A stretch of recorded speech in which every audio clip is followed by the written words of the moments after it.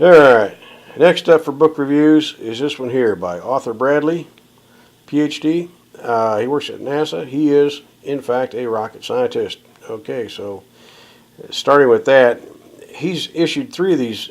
I've got 3 of his books laying right here. I'm going to do the review on this one first, and then I believe these I'm doing them kind of out of order. The first book he did, I think, was Disaster Preparedness for the Family, and that includes just regular things that can happen to people. You know, a winter storm, a flood, a hurricane, tornado takes out your house. All right, the next one is a prepper instruction manual. If you're trying to, and he defines preppers, and I'll get into that later. And then it came out to this one here. This is a very specific book. It is only on EMP and solar storms. Now, what people, including me, have in their mind when you say an EMP attack is a very specific thing, and it's actually not as simple as it sounds. The results can be completely different depending on what happens, and I didn't know that. A lot of the other books that I've written, they're EMP or CME, a corneal mass ejection, takes out the electric grid, and life goes back to the 16th century. Okay, so we start over from that. And there's several books I have on that topic, and they're all good reads, but is it really the way it is? Well, this guy here would actually know. This is what he specializes in, is EMP effects. So this guy actually does know. What I did not know is a high altitude EMP attack. In other words, a deliberate attack upon this country by somebody that's got enough wherewithal to take a nuclear weapon and throw it in space and detonate it over the top of the country. That is the worst case scenario, because the problems, the wavelengths that reach the surface of the earth, and it's complex, and this book is pretty technical. So if you actually want to know how it occurs, between the Wikipedia article and between this book, you can have a very thorough understanding. It's not technical. You don't need to know the nuts and bolts, but you can't tell what's going to happen. An EMP attack, a high altitude EMP attack, is the worst case scenario because it will couple up with things of various different wavelengths.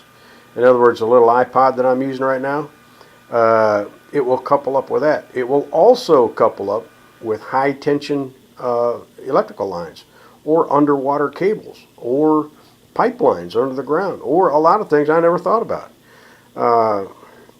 And the math is actually in here. The formulas and the math is actually in here if you want to know the difference.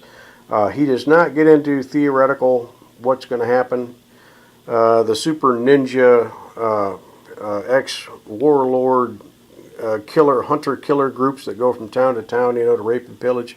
That's not in this book. This book is not very big, and it's just technical about what EMP is and what solar storms are and what can happen. And he leaves it at that. What I did not know, and he brings up in this, is that testing shows that not every single car is going to be disabled. Only about 10% of the cars will actually be instantly disabled where they cannot function. I mean, they cannot be used as automobiles. They're inert. About 80% of cars will have some defect induced in them. Gauges not working, instrument pods not working, check engine lights, that kind of stuff. But the car itself will not be completely disabled where it can't be used. And then there's going to be 10% or so of the cars that won't be affected at all. Testing it. And that's, like I said, that's what this guy does. He works at NASA, and he's the man. So what I didn't realize was that a solar storm does not have any of those effects. A solar storm, a CME distorts. I'm just going to use general terms. It distorts and generates the Earth's magnetic field. When the Earth's magnetic field returns, as it gets distorted and returns from the plasma that reaches the surface of the Earth, it induces tremendous voltage in long conductors, as you would expect, right? So power lines and underground pipelines, that kind of stuff, it's going to have a tremendous amount of currents in them. Well, that will not affect my laptop computer, my ham radio, You know, voltage meters, you know, transformers, little transformers, electric lights, you know, stuff. You know, the iPod that I'm using, it doesn't affect that stuff. It does take away the ability to provide current to those items. So 6 of one, half a dozen of the other. But a solar storm, I think, could be recovered from fairly quickly. I would hope. An EMP attack, not so much. So if you want a technical description of what these are, and you want to learn more about what actually is a CME and an EMP attack, and actually he covers different types of EMP attacks. I didn't know there was such a thing. I thought they were all just somebody launched a nuke in space. No, not at all. There are specific EMP weapons that have been developed to do nothing but EMP damage to a very small area. And he's got them all listed in here. On a 1 to 10, first of all, Bradley, if you're watching this, I'm going to give you a 10 on your writing skills. I kind of pride myself in reading. I can read quite a bit, quite quickly, and I've read thousands of books, thousands of them. And the layout and the writing in this book is extraordinary. So I give you a 10 for that. There's absolutely no way around that. This book is somewhat technical, and it is, for a book of this size, it necessarily has to be limited in scope. You can't just describe everything fully. So, but there are online information sources about EMP, and you should read all of those. And he mentioned several books in here that you should read, and you should. He's got lots of references back here. Anyway, if I have to rate this book, I'd give it a 10. This book is top of the heap. I think everybody should read it, because this is one of the things that eventually will happen.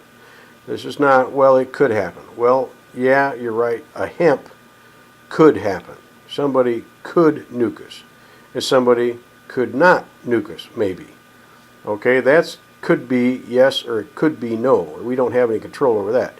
However, solar storms, you don't have any control over. They hit the earth every now and again, and sooner or later, mankind is going to have to learn to live without electricity for a period of time. So, and that's how it is. So, get the book, read through it. Now, the other books I haven't finished reading yet, so I'll hold off on making a book review on those until I finish them. But, yeah, this will be fine. Job well done. Anyway, that was EMP Attacks and Solar Storms by Authur Bradley, Ph.D. This is Ozark Patriot, and I'm out.